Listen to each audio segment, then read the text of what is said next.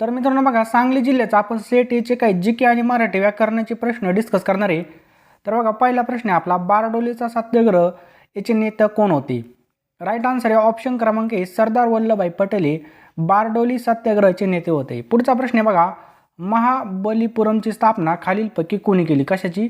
महाबलीपुरमची स्थापना खालीलपैकी कोणी केली? तर कोणी केली बघा, पल्लवनी महाबलीपुरमची स्थापना केलेली. पुढचा प्रश्न एकदम सोपा आहे बघा, महात्मा गांधी यांचे राजकीय गुरु खालीलपैकी कोण होते? महात्मा गांधी यांचे राजकीय गुरु कोण होते? तर गोपालकृष्ण गोखले महात्मा गांधी यांचे राजकीय गुरु होते. कोण? गोपालकृष्ण गोखले. पर्यावरण संरक्षण अधिनियम हा जो काही कायदा आहे हा कधी अस्तित्वामध्ये आला? कोणता? पर्यावरण संरक्षण अधिनियम हा कधी अस्तित्वामध्ये आला? राईट आन्सर आहे ऑप्शन क्रमांक बी, 1986ला किंवा 1986 मध्ये हा कायदा अस्तित्वामध्ये आला होता. सुवर्ण मंदिर, त्यालाच आपण म्हणतो गोल्डन टेम्पल, कोणत्या ठिकाणी स्थित आहे? आपल्याला सगळ्याला माहिती आहे कोणत्या ठिकाणी? अमृतसर या ठिकाणी स्थित आहे. कुठं? अमृतसर. पुढचा प्रश्न आहे, जंजिरा किल्ला खालीलपैकी कोणत्या जिल्ह्यामध्ये? कोणता? जंजिरा किल्ला कोणत्या जिल्ह्यामध्ये? तर रायगड जिल्ह्यामध्ये जंजिरा किल्ला स्थित आहे. पुढचा प्रश्न आहे, यापैकी कोणत्या सरोवराची निर्मिती एका उल्कापातामुळे झाली? यापैकी कोणत्या सरोवराची निर्मिती एका उल्कापातामुळे झाली? राईट आन्सर आहे ऑप्शन क्रमांक ए, लोणार या सरोवराची निर्मिती एका उल्कापातामुळे झालेली. पुढचा प्रश्न आहे, महाराष्ट्र विधान परिषद सदस्याचा कालावधी किती असतो? राईट आन्सर आहे ऑप्शन क्रमांक क, 6 वर्ष. किती? 6 वर्ष. पंचायत राज प्रणाली कोणत्या तत्वावर आधारित आहे? पंचायत राज प्रणाली कोणत्या तत्वावर आधारित आहे? तर विकेंद्रीकरण या तत्वावर आधारित आहे. कोणत्या? विकेंद्रीकरण. लोकसभेमध्ये महाराष्ट्र राज्याचे किती जागा आहेत? तर लोकसभेमध्ये आपल्या महाराष्ट्राच्या किती? 48. त्याला आपण म्हणतो 48 जागा आहेत. 14 बँकेचं राष्ट्रीयकरण खालीलपैकी कोणत्या वर्षी झालं? तर 1969ला किंवा 1969ला 14 बँकेचं राष्ट्रीयकरण झालेलं आहे. देशात वित्तीय धोरण कोण तयार करतं? देशामध्ये वित्तीय धोरण खालीलपैकी कोण तयार करतं? तर वित्त मंत्रालय बघा वित्तीय धोरण तयार करत असतं. पायरोस्ट्रियलालजी या वृक्षाचा शोध खालीलपैकी कोणत्या ठिकाणी लागला? तर या वृक्षाचा शोध कुठं लागला बघा? अंदमान आणि निकोबारमध्ये शोध लागलेला. अंदमान आणि निकोबारमध्ये शोध लागला. यापैकी कोणता चरबी विद्रव्य जीवनसत्व नाही? तर कोणतं चरबी विद्रव्य जीवनसत्व नाही? तर बघा जीवनसत्व सी. लक्षात ठेवा, जीवनसत्व सी. पुढचा प्रश्न आहे बघा, सायटोकाईन स्टॉर्म कशाशी संबंधित आहे? काय? सायटोकाईन स्टॉर्म कशाशी संबंधित आहे? एकदम महत्त्वाचा प्रश्न आहे. तर हा बघा कोरोना रोगाशी संबंधित आहे, कोरोना व्हायरसशी संबंधित आहे. पुढला प्रश्न आहे, सागरेश्वर अभयारण्य कोणत्या जिल्ह्यामध्ये? कोणतं? सागरेश्वर अभयारण्य कोणत्या जिल्ह्यामध्ये? तर सांगली जिल्ह्यामध्ये सागरेश्वर अभयारण्य आहे. पुढचा प्रश्न आहे, स्टॅच्यू ऑफ युनिटी याची उंची किती आहे? तर स्टॅच्यू ऑफ युनिटीची उंची किती? 182 मीटर. किती? 182 मीटर. कृष्णा नदीचं उगमस्थान खालीलपैकी कोणतं आहे? कृष्णा नदीचं उगमस्थान कोणतं आहे? तर महाबळेश्वर हे कृष्णा नदीचं उगमस्थान आहे. पुढचा प्रश्न काय बघा, भारताचे सरन्यायाधीश कोण आहेत? भारताचे सरन्यायाधीश कोण आहेत? तर एन व्ही रमन्ना भारताचे सरन्यायाधीश आहेत. भारताचं जे काही संविधानाचं अनुच्छेद 370 आहे खालीलपैकी कोणत्या राज्याशी संबंधित आहे? तर कलम 370 आहे बघा जम्मू आणि काश्मीरशी संबंधित आहे. लक्षात ठेवा, जम्मू आणि काश्मीर. कोणता शब्द द्विगु समास दर्शवतो? कोणता शब्द द्विगु समास दर्शवतो? तर पंचपाळे हा जो काही समास आहे हा काय करतो? द्विगु समास दर्शवतो. पुढचा प्रश्न आहे बघा, नद्याष्टट या शब्दाचा संधिविग्रह कसा होईल? नद्याष्टट या शब्दाचा संधिविग्रह कसा होईल? राईट आन्सर आहे बघा ऑप्शन क्रमांक क, नद्या अधिक तट. पुढचा प्रश्न आहे, ढगांनी झाकलेले. कशांनी? ढगांनी झाकलेले याला आपण काय म्हणतो? राईट आन्सर आहे बघा ऑप्शन क्रमांक ड, आभ्राच्छादित. ढगांनी झाकलेले म्हणजे काय? आभ्राच्छादित. रिपू या शब्दाचा अर्थ विचारले. रिपू या शब्दाचा अर्थ आपल्याला विचारलेला आहे. तर रिपू या शब्दाचा अर्थ काय होतो? शत्रू होतो. लक्षात ठेवा, शत्रू. पुढचा प्रश्न बघूयात आपण, कर्कश या शब्दाचा विरुद्धार्थी शब्द ओळखायचा आहे. कर्कश शब्दाचा विरुद्धार्थी शब्द काय होईल? मधुर हा कर्कश शब्दाचा विरुद्धार्थी शब्द होईल. पुढचा प्रश्न काय बघा, नदीचे पाणी निळेशार आहे, वाक्यातील विशेषण कोणतं आहे ते ओळखायचं आपल्याला. वाक्यातील विशेषण कोणतं आहे तर निळेशार काय वाक्यातील विशेषण आहे. वाक्याचा अर्थ पूर्ण करण्यासाठी वापरला जाणारा विकारी शब्द म्हणजे, वाक्याचा अर्थ पूर्ण करण्यासाठी वापरला जाणारा विकारी शब्द म्हणजे काय. राईट आन्सर त्याला आपण काय म्हणतो, क्रियापद असं म्हणतो. लक्षात ठेवा, क्रियापद.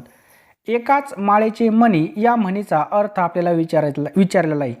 तर एका माळेचे मणी म्हणजे काय, सगळे एकसारखेच. पुढला प्रश्न आहे, अमितने आंबा खाल्ला असेल हे वाक्य कसलं उदाहरण आहे. अमितने आंबा खाल्ला असेल हे वाक्य कसलं उदाहरण आहे. हा सुद्धा खूप महत्त्वाचा प्रश्न आहे. राईट आन्सर आहे बघा ऑप्शन क्रमांक सी. ऑप्शन क्रमांक सी किंवा क, पूर्ण भविष्यकाळी. यमक, अनुप्रास, उपमा हे कसले प्रकार आहेत. यमक, अनुप्रास, उपमा हे कसले प्रकार आहेत.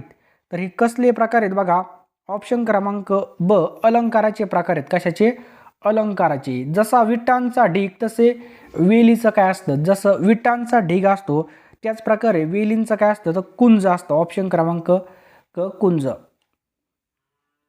कोसला हा जो काय ग्रंथ आहे हा खालीलपैकी कोणी लिहिला. तर बालचंद्र नेमाडे यांनी कोसला हा ग्रंथ लिहिलेला आहे. कोणी, बालचंद्र नेमाडे यांनी. लेखक या शब्दाचं अनेक वचन काय होईल. लेखक या शब्दाचं अनेक वचन काय होईल. तर राईट आन्सर आहे बघा लेखकचं लेखकच राहील. कुसुमाग्रज हे कोणाचं टोपण नाव आहे. कुसुमाग्रज हे कोणाचं टोपण नाव आहे तर विष्णू वामन शिरवाडकर. लक्षात ठेवा, विष्णू वामन शिरवाडकर यांचं नाव आहे. 94व्या अखिल भारतीय मराठी साहित्य संमेलनाचे अध्यक्ष कोण होते. तर आपल्या सगळ्याला माहिती आहे 94व्या अखिल भारतीय मराठी साहित्य संमेलनाचे अध्यक्ष कोण होते, जयंत नारळीकर होते. जयंत नारळीकर. तुमच्यापैकी कोण धडा वाचणार या वाक्यात प्रश्नार्थक सर्वनाम कोणतं आहे ते ओळखायचं आहे. तुमच्यापैकी कोण धडा वाचणार. राईट आन्सर आहे ऑप्शन क्रमांक क, धडा हे काय बघा प्रश्नार्थक सर्वनाम आहे. मी शाळेच्या इमारतीमध्ये पाऊल टाकले आणि पावसाला सुरुवात झाली. वाक्यात उभयनवी अव्यय कोणतं. मी शाळेच्या इमारतीमध्ये पाऊल टाकले आणि पावसाला सुरुवात झाली. वाक्यातील उभयनवी अव्यय कोणतं. उभयनवी अव्यय कोणतं. राईट आन्सर बघा ऑप्शन क्रमांक ब, आणि हे काय बघा उभयनवी अव्यय. पुढचा प्रश्न आहे बघा, बापरे तो पहा वाघ. बापरे तो पहा वाघ. बापरे हे कोणतं अव्यय आहे. राईट आन्सर आहे बघा बापरे हे कोणतं अव्यय तर केवल प्रयोगी अव्यय. कोणतं, केवल प्रयोगी अव्यय. अर्जुन पुरस्कार हा कोणत्या क्षेत्राशी संबंधित आहे तर अर्जुन पुरस्कार माहिती आहे आपल्याला क्रीडाशी संबंधित आहे, खेळाशी संबंधित आहे.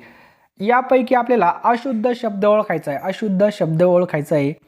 राईट आन्सर आहे बघा ऑप्शन क्रमांक क, व्यायाम हा काय बघा अशुद्ध शब्द आहे. लक्षात ठेवा व्यायाम. बाकीचे बघा झोप, पाय, बंद हे काही शुद्ध शब्द आहेत. पुढचा प्रश्न काय बघा, central institute of road transport ही संस्था कोणत्या शहरामध्ये. Central institute of road transport ही जी काही संस्था ही कोणत्या शहरामध्ये स्थित आहे तर ही पुणे शहरामध्ये स्थित आहे. कोणत्या, पुणे. भारतामधला सगळ्यात लांबीचा राष्ट्रीय महामार्ग कोणता आहे. राईट आन्सर आहे बघा ऑप्शन क्रमांक अ, NH44. कोणता आहे बघा NH44 हा सगळ्यात लांब राष्ट्रीय मार्ग आहे. फास्टॅग प्रणालीचा वापर कोणत्या ठिकाणी केला जातो तर टोल नाक्यावरती फास्टॅग प्रणालीचा वापर केला जातो. मोटार वाहन अधिनियम 1988चा विस्तार किती आहे. राईट आन्सर आहे बघा ऑप्शन्स क्रमांक ए, अ, संपूर्ण देश. पुढचा प्रश्न आहे, मोटार वाहन अधिनियम 1988 नुसार धोकादायकरित्या वाहन चालवण्यास शिक्षेची तरतूद कोणत्या कलमामध्ये.